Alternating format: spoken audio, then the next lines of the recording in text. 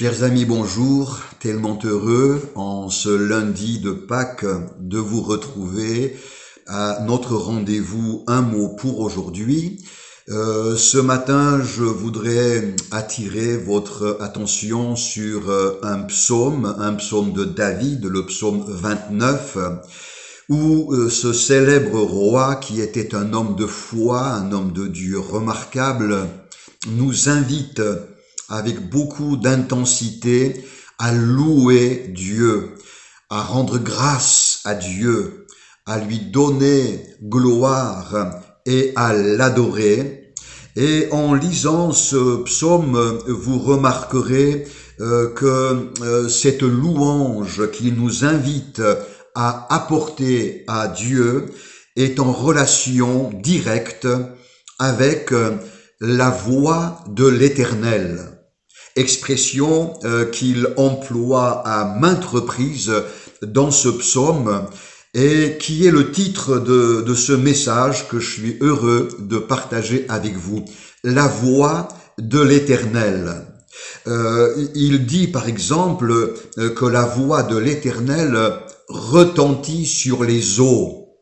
Les eaux dans la Bible ont deux portées symboliques. Tantôt elles représentent les épreuves qui déferlent dans nos vies, tantôt elles représentent les nations qui s'agitent dans notre société.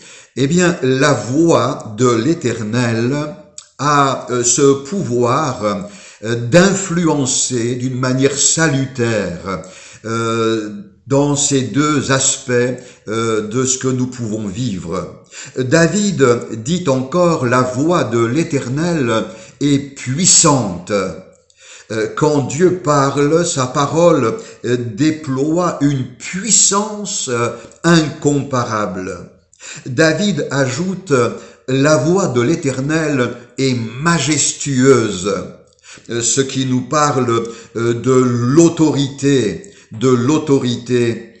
qui habite la voix de Dieu et la parole de Dieu. David poursuit en disant que la voix de l'Éternel brise les cèdres.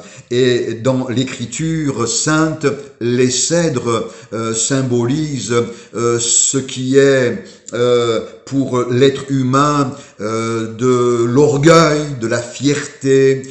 Et c'est vrai que lorsque Dieu fait entendre sa voix, il nous fait prendre conscience en même temps que nous ne sommes pas des êtres superbes et supérieurs, mais que nous sommes au contraire des êtres bien fragiles, des pécheurs qui ont tellement besoin de sa grâce et de son secours. Cette voix qui brise les cèdres, c'est l'expression de l'Évangile qui touche notre cœur et nous conduit à nous repentir aux pieds du Seigneur. Et la Bible dit que celui qui s'humilie et s'abaisse, Dieu l'élève et le restaure. Continuons notre lecture dans ce psaume. David dit encore: la voix de l'Éternel fait jaillir des flammes de feu. Il dit également: la voix de l'Éternel fait trembler le désert. Nous avons nos déserts. Nous avons dans notre cheminement des périodes de solitude où la progression se fait difficile, où le soleil est accablant, où nous avons l'impression que la fin est toute proche. Eh bien, la voix de l'Éternel est porteuse de solutions et d'encouragement. Le roi David dit encore: la voix de l'Éternel fait enfanter les biches. Oui, la parole de Dieu donne la vie. Elle apporte la vie. Elle la communique. Et je le crois. Pendant que vous écoutez ces quelques échanges, Alors, la vie de Dieu peut vous visiter alors que vous vous sentez peut-être usé, émoussé, au bout de vos ressources. Alors, le Seigneur, par sa parole et par sa voix, peut donner un regain de vie à votre âme fatiguée, à votre corps peut-être malade et usé. Tout au long de la Bible, de nombreux témoignages nous sont donnés des effets bénis et miraculeux de la voix de Dieu. Au commencement de toute chose, la Bible nous affirme ces paroles, Dieu dit, Dieu dit. Et cela fut ainsi. Dès les premières lignes de la Bible, nous observons la grandeur et les effets bénéfiques de la voix de l'Éternel. Bien des vies ont connu des changements salutaires, tout simplement parce que la voix de Dieu s'est fait entendre dans des circonstances très particulières. Tenez, par exemple, ce grand prophète, le prophète Élie, qui était un homme de la même nature que nous et que la Bible nous montre dans un profond découragement. Il n'en peut plus et sa prière consiste à demander la mort. Il demande à Dieu de mourir, ce que Dieu n'accepte pas puisque il y a encore un plan divin pour sa vie. La solution intervient au moment précis où le prophète découragé entend la voix de l'Éternel. À l'entrée d'une caverne, dans un murmure doux et léger, Dieu lui parle. Et alors qu'il lui parle, Élie le prophète est fortement encouragé, restauré, rétabli, l'élan perdu est renouvelé et le voici à nouveau dans un service efficace pour le Seigneur. Un enfant est là, dormant paisiblement dans le temple. La voix de l'Éternel se fait entendre. Samuel, Samuel. L'enfant se réveille et vous lirez le récit dans le détail. Sa vie va changer. Dieu va se faire connaître à cet enfant et va lui faire connaître en même temps les projets et les plans qu'il a pour sa vie. Et Samuel va devenir un homme de Dieu exceptionnel.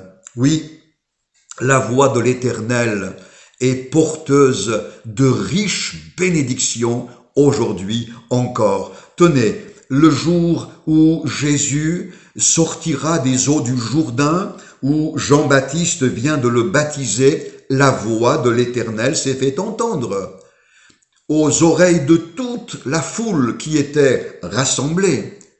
Dieu va dire, en parlant de Jésus le Christ, « Celui-ci est mon Fils bien-aimé, en qui j'ai mis toute mon affection. » Un témoignage extraordinaire qui nous atteste que Jésus-Christ est bien le Sauveur du monde.